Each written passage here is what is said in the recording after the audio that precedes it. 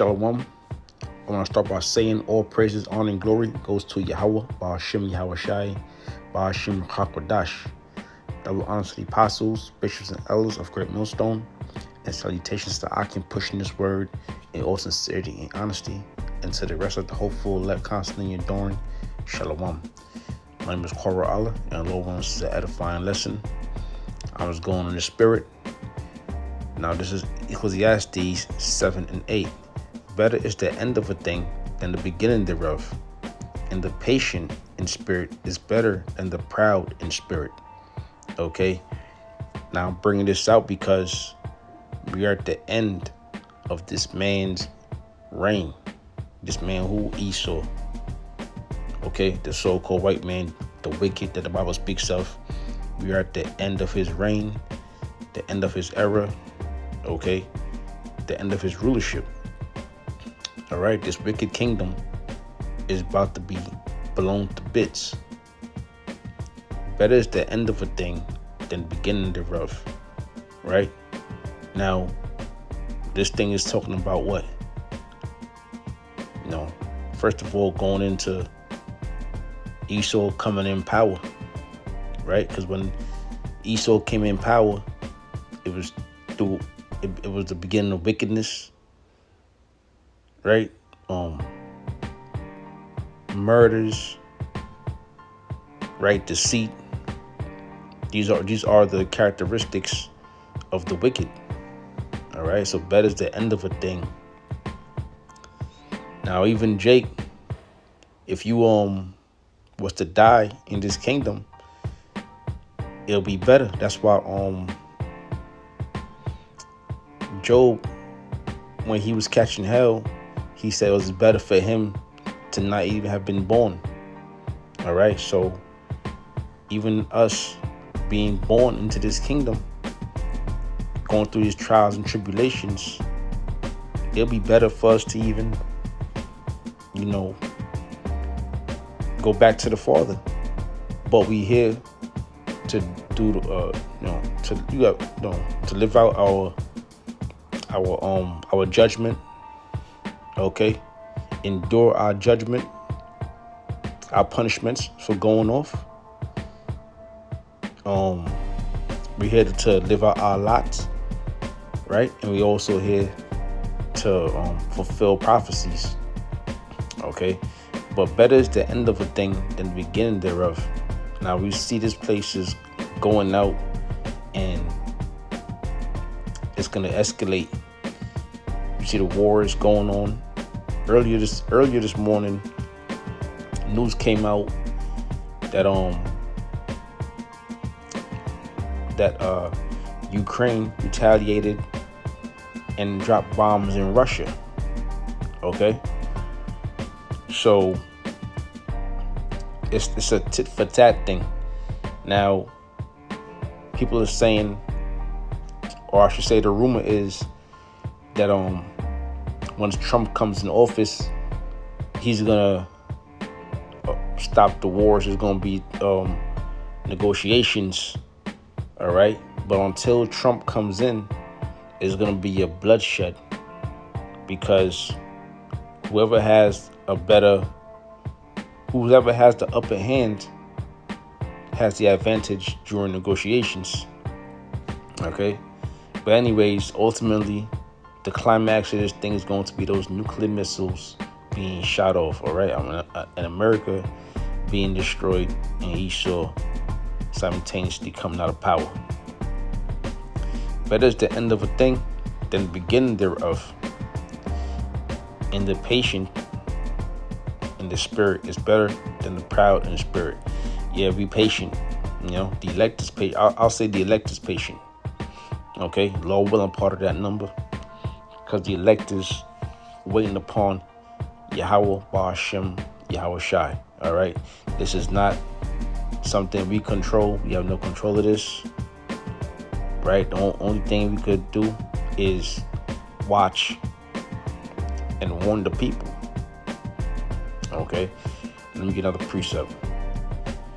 Ecclesiastes 3 and 1. To everything there is a season and a time to every purpose under the heaven. right? There's a season, a time to every purpose. Now, what's Esau's purpose? To be the wicked. All right, but there's a season and a time, and his time is almost up. When did Esau come back in power? During the time of the Renaissance. All right, and he's been ruling ever since. But now we're at the end of his rulership. I'm gonna jump down.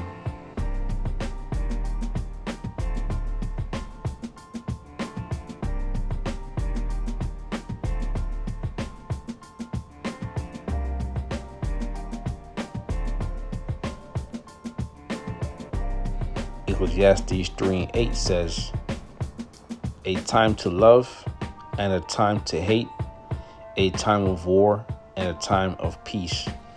Right? Now we're not in a time of peace. Okay?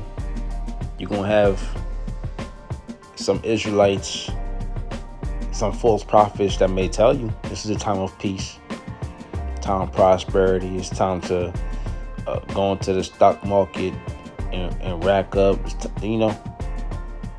Trump is back. Things are looking up. The dollar is on the rise again. Right? The good old days are coming back. No, those days are long gone. I'm reading again. Ecclesiastes 3:8. A time to love and a time to hate. And Esau, when I say Esau, I'm mainly going into the elites, but then trickles down to your governments because they have to follow the orders of the elites. All right? And Esau has been showing nothing but hate to the people. It's the so-called American citizens. All right? Case in point, North Carolina. Okay? They're supposed to send help, whether it's FEMA or whatever the case may be, but they send no help to the people that's stuck up in the mountains, right? And they're living in tents and whatnot, and they're battling. Not only are they homeless, they have no money, but now the weather, they're battling the cold, and there is no assistance, and it's not like if the funds is not there, because here they are supplying Ukraine with weapons that cost billions of dollars. Okay, so there's no love, right? A time to love and a time to hate, a time of war and a time of peace. Right, we're in a time of war. You can't say we're in time of peace. If you say we're in time of peace, then you're not watching the news. You're not in tune with the prophecies. You're lost. Okay? All these nations are gearing up for war. There's a draft coming up right around the corner because people are dropping dead left and right. Okay? Ukraine had a draft. Russia had a draft. And you know what? America is going to have a draft also soon. Okay? So let me get back to the scriptures. This is Isaiah 47:1. Come down and sit in the dust, O virgin daughter of Babylon. Right, the virgin daughter of Babylon is referring to America. America is spoken of in the Bible. Now, it's not going to say America, right? But you have to have that spiritual discernment. Okay? Why is it called that virgin daughter Babylon? Because America carries on a lot of the customs of ancient Babylon. Okay? Dealing with this witchcraft and whatnot and confusion. The word Babylon in Hebrew is Babel, which means confusion. Now, America is a land of confusion. Okay, here the women can do whatever they want, disregard their husband, all right, disregard their father. Here the men can do whatever they want, disregard the laws of the Holy Bible. Okay, and it's nothing but confusion. You know, confusion is pushed in this land. That's why a lot of these women from different countries, even the men from different countries, they will come to America because they know in America they could be, they could indulge in sodomy, whoredoms, and they'll be praised for it. It says, "Come down, sit in the dust, O virgin daughter Babylon." Right, it's a virgin daughter. Why is America a virgin? Because America was not touched by war. You know, World War I and II was not fought in America. You know, but World War III, definitely, America is gonna feel that destruction. Okay, O virgin daughter of Babylon. It says, "Come down, sit in the dust." The dust is confusion, you know, lowly, right? Because while America, or the virgin daughter of Babylon, supposed to be, you know, a queen, supposed to be untouchable, but now the Lord's gonna, like we read in Ecclesiastes, it's time and a season. So America's about to be pulled out of that power seat. Its time is up. You know, just like all these other kingdoms before. So it says, "Sit on the ground. There's no throne, O daughter of the Chaldeans." Chaldeans known for their witchcraft. "For thou shalt no more be called tender and delicate." All right, this place is not going to be called tender and delicate. The land of milk and honey, the land of prosperity, home of the free, land of the, home of the brave. You know, all these wonderful sayings, it's all going down the drain. All right, now America is looked at as a place of folly. You know, a shameful place. All right, a wicked place. Here it is. You have Israel destroying men, women, and children, and you have the American presidents and the elites backing Israel's every move. All right, so that goes to show you that America is really no better. It says, "For thou shalt no more be called tender and delicate." And really, America's not going to be called tender and delicate because it's going to be destroyed. All right, financially, the dollar's going to collapse. Right, these nations are going to stop doing business with America, and ultimately they're going to turn on America and they're going to shoot those missiles. All right, so that queen, that delicate, tender and delicate woman is going to look like a field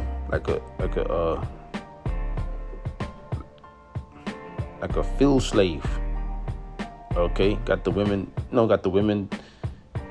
in first of all, you have the house nigga. The house nigga be half white, his father be white, and he be light skinned, so he stay in the house. But then you have the field nigga that's out there picking cotton and getting bruised up and bloodied up and getting his ass whooped for not picking fast enough. So America's looked as a field slave in that day, man. Okay, it says, "Take the millstone and grind mill, uncover thy locks, make bare the leg." Right, this is a woman.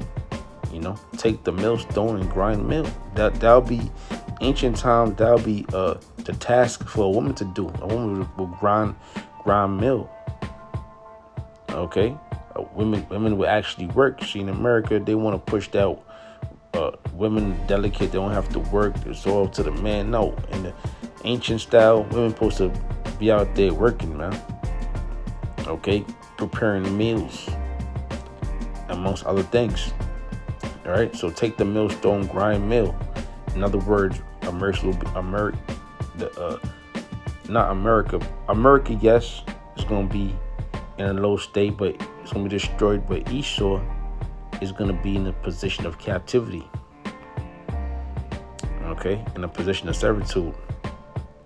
Uncover thy locks and make bare the leg. Uncover the thigh, pass over the rivers. Right, uncover your nakedness. Meaning what? You're gonna be exposed. Thy nakedness shall be uncovered. Yea, thy shame shall be seen. I will take vengeance, and I will not meet thee as a man. So the Lord ain't gonna meet you as a man. Right, the Lord is not gonna come back like he came humble and meek 2,000 plus years ago. All right, the Lord is coming as a force. Okay, spiritual powers. Okay, he's coming as a force that's gonna just overthrow this place. Okay, it's not gonna be able to deal with Yahushua when he comes back with those chariots you call UFOs. Those chariots you fear when you see them in your satellites, or you see them with those astronauts and outer space projectiles, man. When you see those chariots, you just lose it. Right? With the pride of Esau, he still wants to fight. You know, guess what, man? When Yahushua comes back, he's not coming as a man, and he's not coming to speak, man. Lamentations 4:21. Rejoice and be glad, O daughter of Edom, that dwelleth in the land of Uz. And this is going into Esau, Edom, right? The ones in rulership, the so-called white man. You're not white, okay? And we're not, and the so-called Negroes, Latinos, Native Americans ain't black, okay? When you go into our nationality, you can't say, oh, this is a black man or an Afro-American or a white man, right? You're red. Edom,